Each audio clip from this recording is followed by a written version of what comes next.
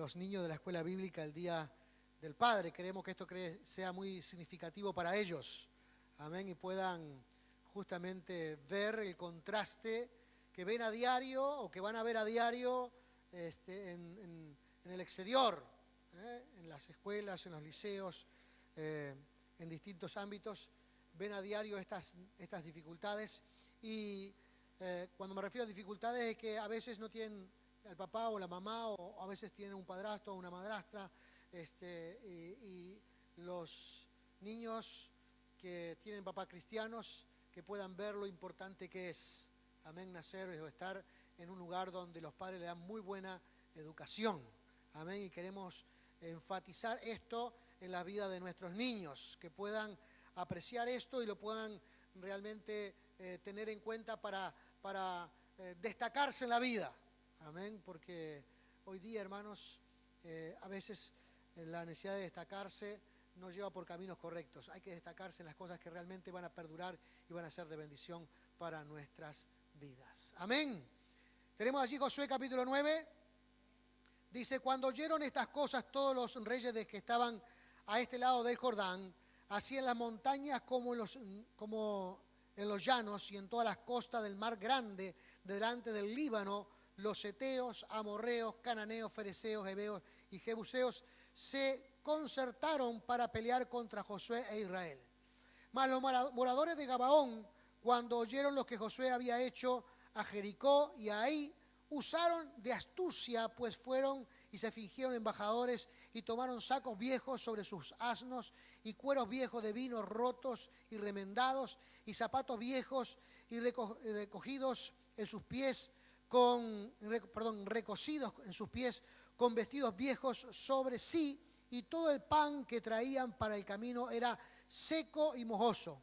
Y vinieron a Josué al campamento de Gilgal y le dijeron a él y a los de Israel, nosotros vinimos de tierra muy lejana, haced pues ahora alianza con nosotros.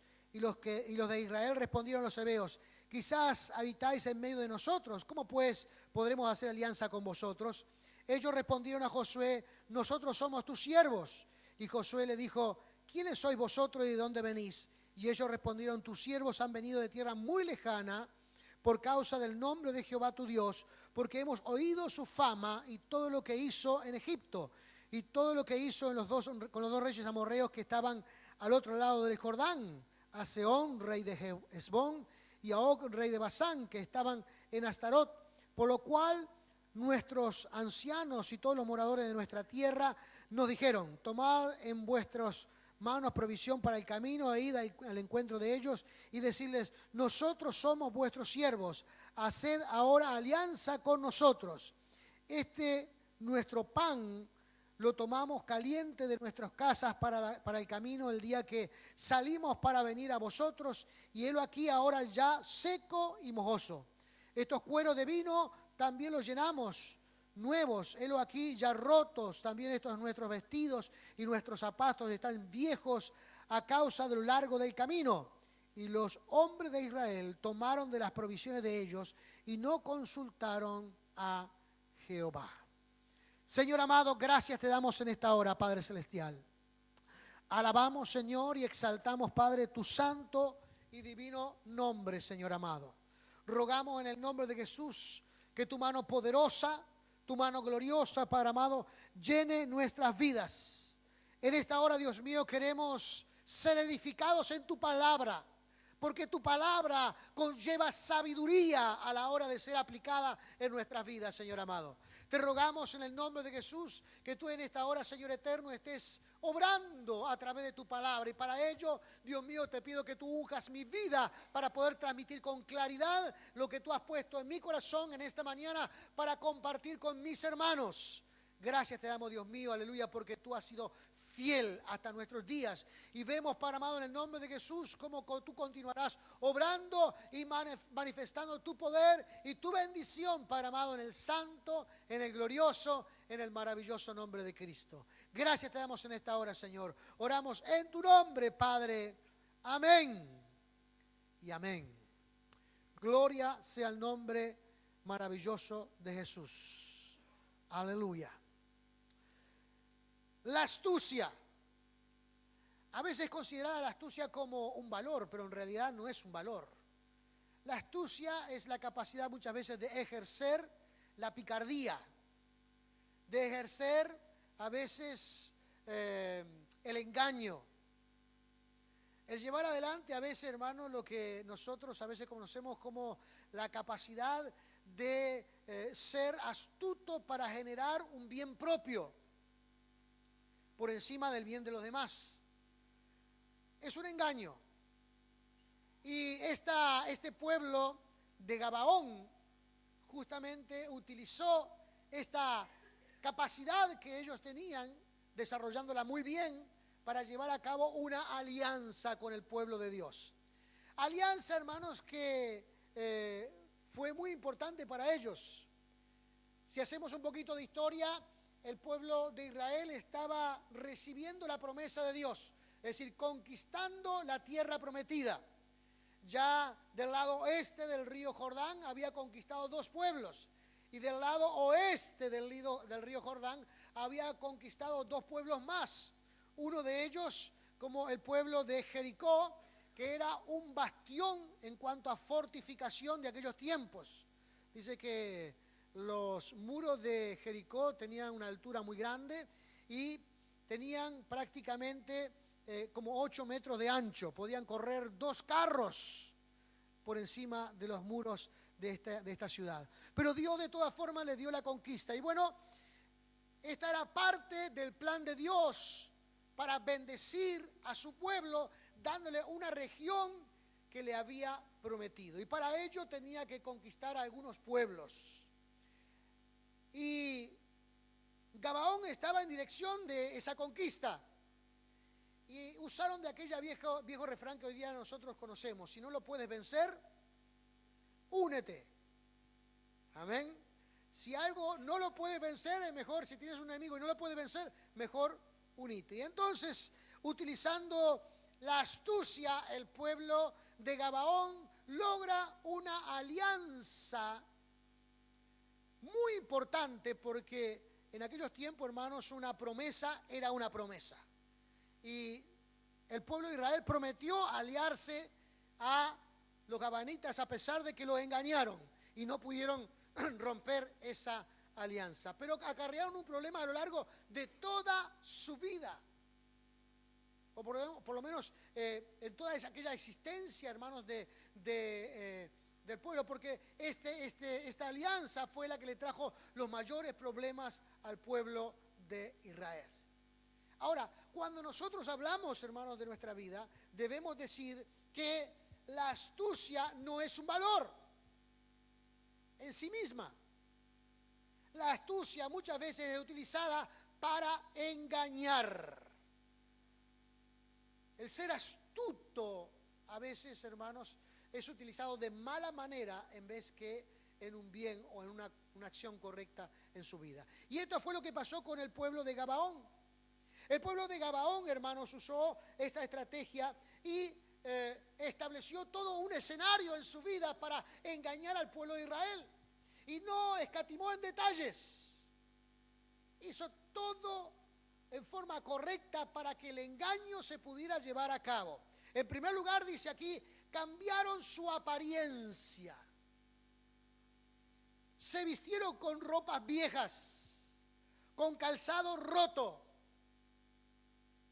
Cambiaron totalmente su apariencia para hacer pensar de que venían de un largo camino, que tuvieron que recorrer un camino durante muchos meses, y su ropa que se colocaron siendo nueva al salir de su tierra, ahora llegando allí estaba desgastada, sucia, raída, y los zapatos rotos y descosidos. Cambiaron su apariencia. Número 2 dice que trajeron un discurso armado. Ellos sabían qué decir y cómo decirlo para convencer, en este caso, al pueblo de Dios. Le dijeron que traían sus ropas gastadas, que traían la alimentación ya deteriorado, que traían el pan ya estaba mojoso, y todo el mundo se comportaba de acuerdo a esa presentación que estaba haciendo el que estaba siendo el locutor de todo este pueblo. Entonces montaron el escenario, trajeron un discurso porque perseguían el fin de aliarse con el pueblo de Israel. Ahora, esto no es raro. No nos puede parecer raro hoy día. Esta es una práctica muy común en nuestros tiempos. Hay gente, hermanos, también, hay pueblos, hay organizaciones, hay incluso, en algunos casos, hay algunas instituciones que cambian su apariencia, su discurso, para lograr beneficios muy personales. Y la Biblia nos enseña que el pueblo de Dios tiene una enorme desventaja ante estas situaciones. Por ejemplo, Lucas 16:8 nos dice allí la palabra del Señor. Lucas 16:8 dice: y alabó el amo al mayordomo malo por haber hecho sagazmente, porque los hijos de este siglo son más sagaces en el trato con sus semejantes que los hijos de la luz. Los hijos de aquellos o aquellas personas que no creen en Dios, en el trato personal son más sagaces que aquellos que son hijos de la luz. Los hijos de la luz son los creyentes, los que aman al Señor, los que buscan la fe, los que quieren tener un encuentro personal con el Señor. Y a veces, hermanos, esa limpieza espiritual que Dios hace en nuestras vidas, a veces, hermanos, nosotros perdemos cierta percepción del mundo externo. Y a veces perder esa percepción del mundo externo nos hace perder esa picardía que traíamos cuando veníamos para usarla ahora en favor o en beneficio de una fe. Ahora nos parece que nos atontamos. Quedamos como atontados. Y ahora nos hace pensar de que tenemos que creer cualquier cosa que la gente nos dice. Recuerdo una vez de una hermana que la había corregido ya 2 o 3 veces. Y hermana, ya la corregimos 2 o 3 veces. Le perdonamos 2 o 3 situaciones, hermano. Usted persiste en el mismo problema, persiste en la misma situación. Y bueno, me dice: pastor, usted hizo lo que tenía que hacer, perdonarme. Porque usted es el pastor, me tiene que perdonar. La Biblia dice que hay que perdonar. A veces también está allí, hermanos, y a veces yo corrijo a algunos, porque algunos dicen: no podés juzgar a nadie. La Biblia dice que no podés juzgar a nadie. Y esa es media verdad. La Biblia dice: no podés juzgar a nadie si no quieres ser juzgados. La palabra del Señor me dice que yo puedo juzgar si soy consciente de quién soy. Si soy consciente de con quién estoy caminando, si soy consciente de mi conducta, puedo juzgar a este mundo. Puedo juzgar a algunas personas. Y seguramente en algún momento me van a juzgar, pero que me juzguen. Pero a veces utilizamos solamente esa media verdad. No se puede juzgar a nadie. No juzguéis. Pero la Biblia dice: no juzguéis para no ser juzgados. Pero ¿quién tiene temor de ser juzgado? Si usted es un hijo de Dios, que ama al Señor y que vive una vida recta, ¿quién tiene temor de ser juzgado? Entonces, pensando en esto, hermanos, debemos tener en cuenta quiénes somos y tener esa percepción antes de que se establezca el engaño, cómo viene la mano. Mire, yo aquí en la iglesia me conozco todo tipo de ¿cómo decirlo? De cosas que le dicen las personas que le vienen a pedir. Ellos vienen a pedir, algunos le matan a la hermana, le matan al padre, a la madre, están internados con el primo, con el tío, están internados en el clínica, en el hospital militar, que necesitan ir a... Me conozco todos los rollos que ellos traen. Porque la gente, hermanos, quiere engañar para sacar provecho de situaciones. La Biblia dice, hermanos, que tenemos que conducirnos de una manera también, si bien no para engañar, pero sí, hermanos, con cierto grado de astucia en nuestra vida para percibir cuáles son las condiciones que vienen las personas en el trato personal, en el trato que tenemos personalmente, de la forma en que nos conducimos personalmente, la forma que vivimos personalmente. Tenemos que nosotros tratar de mantener también aquella cosa que traíamos del mundo y que a veces nos libramos de algunas situaciones, que cuando llegamos al Señor también ese conocimiento no se puede perder. No sé si entiende lo que digo. No puede perder ese conocimiento que traíamos del mundo, tenemos que practicarlo. Dice aquí, hermanos, que esta gente, el pueblo de Israel en esta situación, cayeron como tontitos. Ellos le hicieron y le establecieron todo ese escenario y le trajeron todo ese cuento y le dibujaron toda la historia. Y dice que ellos, versículo número 14, ellos, dice, el pueblo de Israel, los hombres de Israel, tomaron de las provisiones de ellos, tomaron de las provisiones de este pueblo. ¿Qué provisiones? El pan mojoso, los vestidos rotos, el calzado roto. Qué bien le vendieron, hermanos, la situación para caer en esa tontería. Qué bien le vendieron, hermanos, el engaño para caer. ¿Cómo este pueblo, cómo pudo recoger de ellos estas cosas que no servían absolutamente para nada? Pero hay veces, hermanos, en que el cristiano cae en situaciones que en realidad no les sirven, pero se lo vendieron tan bien, se lo dibujaron tan bien, que termina tomándolo, que termina teniéndolo. Y parece ser que, como no es malo, ¿qué maldad tiene esto? Bueno, hay algunas cosas que no tienen ninguna maldad, pero pregúntese, ¿qué me aporta eso a mí? ¿Qué es lo que me aporta? ¿Me trae un beneficio en mi vida, en mi espíritu, en mi ser? ¿Qué es lo que me aporta? Es bueno preguntarse eso. Es bueno preguntarse esa situación.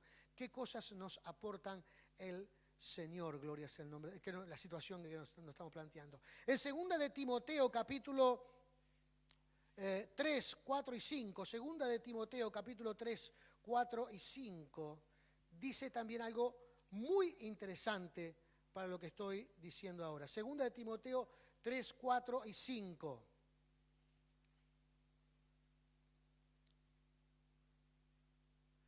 Dice, hablando de estas cuestiones, en la segunda parte, traidores, traidores, impetuosos, infatuados, amadores de los deleites más que de Dios, que tendrán apariencia de piedad, pero negarán la eficacia de ella. A estos evita, dice el Señor. No son gente muy extraña. Parece ser que aquí dice la palabra del Señor, tendrán apariencia de piedad. Pero dice, son amadores de los deleites, de los placeres. Aman los placeres de este mundo, cultivan los placeres de este mundo. Y dice luego aquí la palabra del Señor, dice, niegan la eficacia de la piedad, del amor de Dios, de la búsqueda del Señor. Aparentemente parece ser que no sean tan malos, pero la palabra de Dios dice, debes evitarlos. Debes evitarlos. Tienes que evitarlos. Cuando se aparece este pueblo de Gabaón, hermanos, parecía que no eran malos. Parecía que estaba todo en su lugar. Parecía que no había gran diferencia entre los demás en la situación que ellos estaban diciendo con la apariencia que tenían. Y entonces cayeron en el engaño. Cayeron en esa situación que les presentaron ellos. Fueron engañados. Ahora dice, cualquiera de nosotros, hermanos, podemos caer en alguna de estas situaciones. Porque a veces, hermanos, la fe o vivir entre los hermanos o vivir en nuestra relación tan amorosa que tenemos como hermanos en la fe, quedamos medio como al descubierto en nuestra vida con respecto a las picardías del mundo. Y el mundo juega en favor a esas picardías. Y entonces utilizan para su provecho ese honor que debemos conducir nosotros en nuestra vida. No sé si entiende lo que digo. Usted no es creyente, ¿cómo está haciendo cebo en el trabajo? Pero usted no es creyente, ¿cómo es que está haciendo esta cuestión? Pero usted no es creyente, ¿cómo se comporta de esta manera? La gente quiere aprovechar de que nosotros debemos hacer honor a nuestra fe. Entonces, ¿qué cosa nosotros debemos hacer cuando nos vemos atacados astutamente por algo que no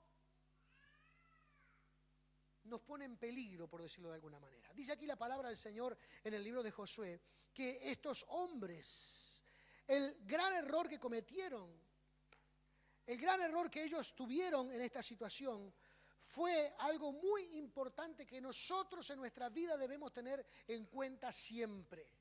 Ante cualquier decisión, ante cualquier paso en la vida, esto lo debemos de tener en cuenta siempre. Dice aquí la palabra de Dios en el capítulo número 9, versículo número 14, que ya leímos la primera parte. Dice que tomaron de las posesiones de ellos, tomaron de lo que ellos tenían, tomaron del pan mojoso, tomaron, ¿qué cosas habrán tomado?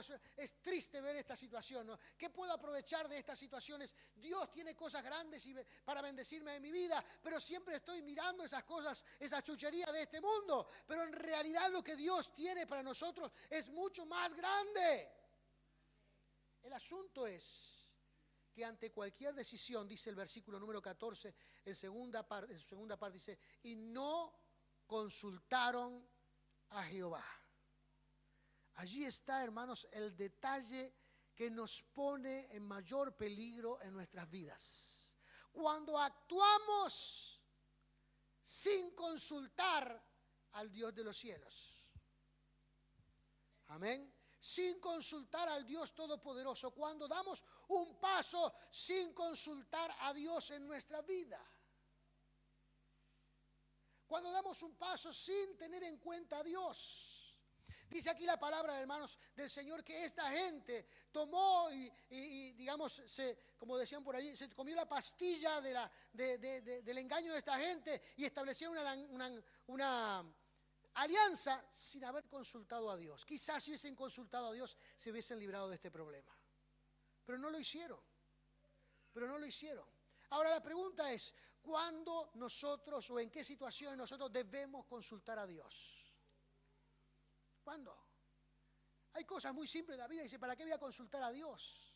Es cierto, hermanos, que Dios nos da cierto grado de sabiduría y sabemos lo que es bueno. Pero cuando hay cosas importantes que pueden cambiar el curso de nuestra vida, que pueden cambiar una decisión que puede, hermanos, tener una acción muy para el futuro, es muy importante consultar a Dios en nuestra vida.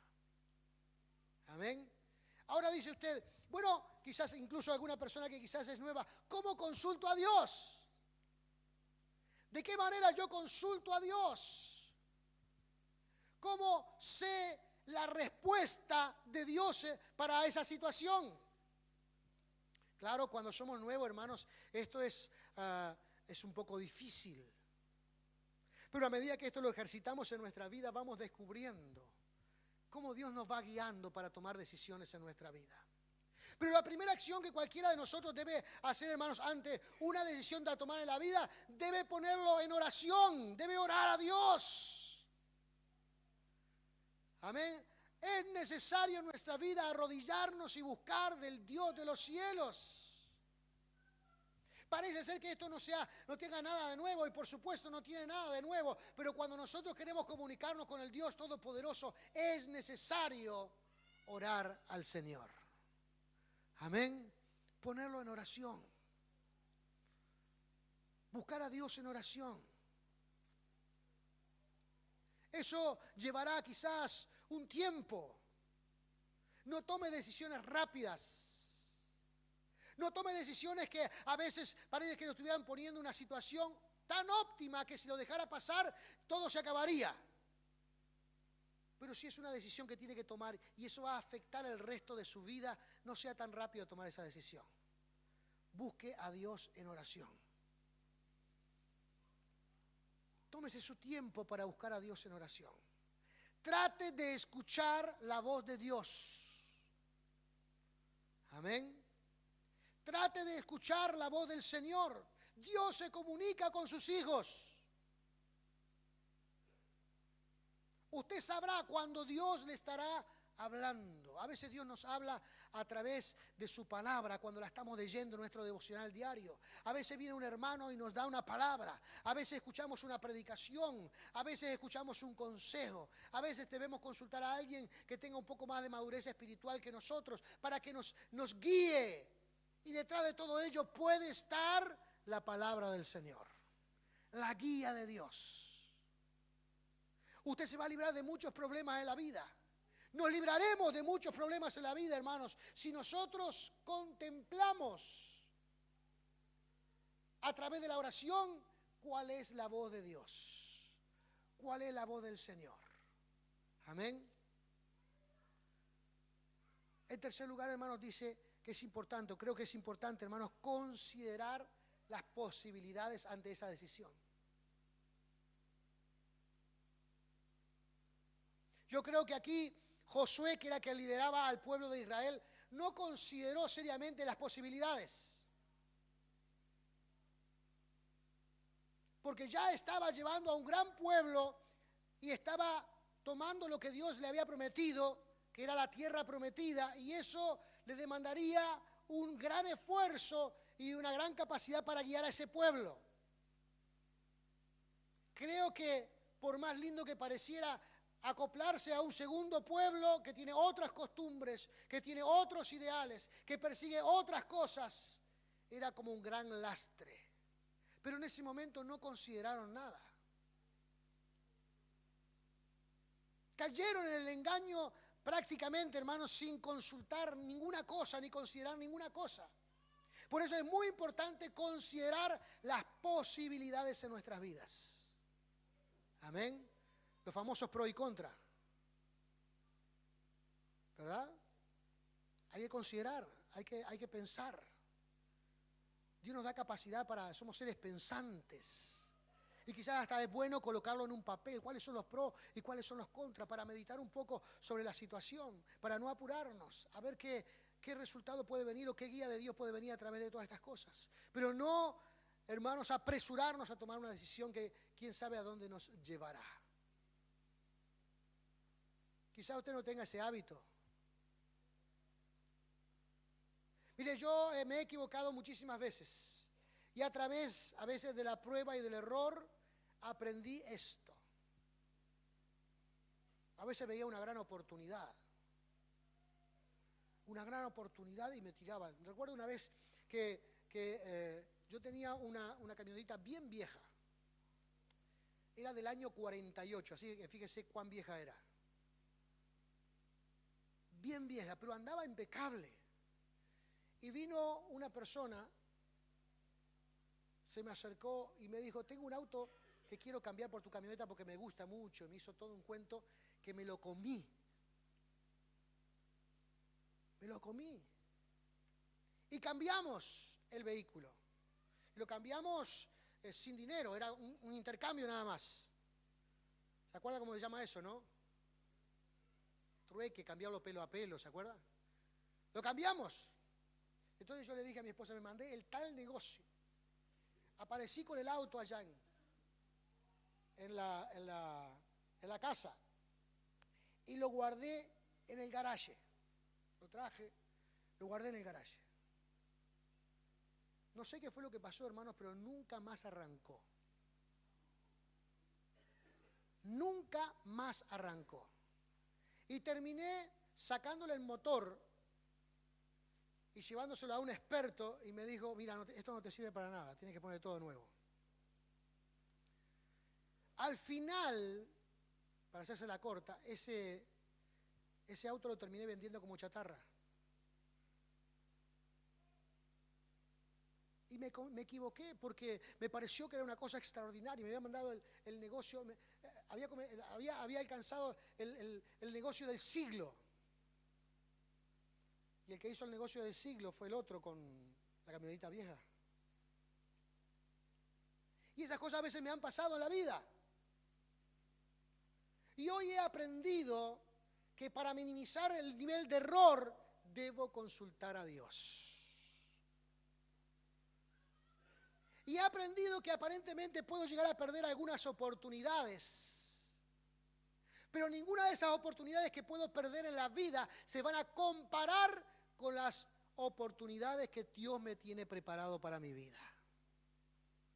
Y que esas oportunidades que Dios tiene preparado para mi vida no llegan ni en los momentos que yo creo, ni en los tiempos que yo creo, ni en las dimensiones que yo creo. Sino que esas oportunidades llegarán en el tiempo de Dios, en la magnitud que Dios quiere y de la forma en que yo pueda administrarlas para bendición de Dios. Entonces, a lo largo de mi vida espiritual aprendí que debo considerar las posibilidades de la vida o las posibilidades de la situación que se me presenta. No alocarme porque me parece que es extraordinario y dar este paso, dar el otro paso, o ir aquí, o ir allá, o ver esto, o ver lo otro, porque a veces algunas de estas cosas tienen apariencia de piedad, pero detrás de ellas hay un gran engaño. De hecho, hermanos, hoy día hay actividades espirituales, actividades evangélicas, o hay iglesias evangélicas que parecen ser cristianas, que reúnen las condiciones, pero detrás de ellas hay un engaño. Lo mismo a veces con personas y con situaciones. Entonces, debo buscar cuáles son esas posibilidades, amén, consultarlas y apuntar o que escribir cuáles son los pros y los contras. Y una vez que tomo la decisión, una vez que creo que esta es la voluntad de Dios, una vez que entiendo que Dios me está dirigiendo hacia ese lugar, debo, hermanos, actuar en fe. ¿Sabe lo que es actuar en fe? Actuar en fe es no rever la situación. Actuar en fe, hermano, no es volverse hacia atrás. Una vez que tomo la decisión, creo que Dios me está guiando a tomar esa dirección y por lo tanto vivo creyendo que Dios me está guiando a caminar por ese sendero, por esa luz. Por eso habrá momentos, hermanos, en que habrán algunas situaciones que se terminarán y nos sorprenderán, hermanos, en el momento en que terminaron. Pero déjenme decirles, puede haber un mejor comienzo, porque Dios puede guiarnos. Dios puede guiarnos. Amén. Y eso es lo que nosotros debemos de hacer, aprender. En esta vida estamos para aprender. Dice el versículo número 24 del capítulo 9 de Josué, una vez que habían tomado esta decisión y que habían establecido esta alianza, dice: y ellos respondieron a Josué y dijeron: ¿cómo fue dado a entender a tus siervos que Jehová tu Dios había mandado a Moisés, sus siervos, que os había de dar toda la tierra y que había de destruir a todos los moradores de la tierra delante de vosotros? Por esto temimos en gran manera por nuestras vidas a causa de vosotros e hicimos esto. Ahora pues, henos aquí en tus manos. Lo que te pareciere bueno y recto hacer de nosotros, hazlo. Pero el problema ya estaba hecho. Ya estaba determinado. ¿Qué iban a hacer? ¿Le iban a quitar la vida? No, ya ahora se había transformado esto en un lastre que tenían que arrastrar durante gran parte de su vida. Ellos vieron, evaluaron sus posibilidades y establecieron el engaño. Lo llevaron a cabo y tuvieron buen resultado. A raíz de eso, ellos estaban dispuestos a vivir toda su vida como esclavos por conservar sus vidas. El pueblo de Israel tenía otras posibilidades. El pueblo de Israel venía conquistando, adquiriendo la promesa de Dios. Pero no se podía distraer con nada que viniera de ninguna otra parte. Tenía que estar enfocado en los planes y en la bendición de Dios. Pero un momento llegó el engaño y se distrajeron del plan del Señor. Y entonces, en el momento de la distracción, cayeron en un engaño, en un error, que luego enlenteció adquirir las promesas del Señor. Hoy en nuestro tiempo, hermanos, debemos evaluar de esta manera nuestras vidas. Debemos considerar nuestra vida de esta manera. Debemos entender que, hermanos, que no hay nada en este mundo que nos deba distraer de lo que Dios ha planificado, de la forma en que Dios nos ha marcado esa dirección y conducirnos a través de ello con fe. Dios tiene grandes planes para nuestras vidas. Si usted lee la palabra del Señor, hermanos, Dios dice de que Dios ha establecido una dirección y un propósito que podemos alcanzar en nuestra vida y ser bendecidos. El asunto es que no llegará en nuestros términos y no llegará en los momentos que nosotros queremos. Llegará en los términos de Dios y llegará en los momentos que Dios quiere que llegue. Pero, hermanos, eso es mejor que ninguna cosa en nuestra vida. Eso es lo mejor que podemos alcanzar en nuestra vida. Eso es lo mejor que podemos recibir en nuestras vidas. Así que no se entusiasme con pan mojoso o con ropa raída. No se entusiasme con las luces de este mundo. No se entusiasme con las posibilidades de este mundo. Dios tiene mejores planes. Mejores planes. Planes que bendecirán su vida. Planes que le darán una nueva satisfacción a su vida. Planes que le darán unas nuevas capacidades a su vida. Pero para ello debe de esperar en Dios. Y a la hora de tomar decisiones, debe de buscar a Dios. No tome decisiones porque a usted le parece. No tome decisiones porque usted cree que son buenas. Póngalas a la luz de la palabra del Señor. Dios va a bendecirle. Amén. Sé que Dios va a bendecir. Lo he visto muchas veces. Y sobre todo los jóvenes a veces que tienen esa ansiedad y esa preocupación de alcanzar cosas y de querer lograr éxitos rápidamente. Déjeme decirle, las cosas rápidas no duran. Las que duran son las cuales nosotros trabajamos con ellas. Esas duran. Esas se plasman en la vida. Esas traen buenos resultados. Que no tengamos que acarrear con un error en nuestra vida que dure toda nuestra existencia. Para vernos libres de eso, busquemos al Dios de los cielos. Póngase de pie en esta hora.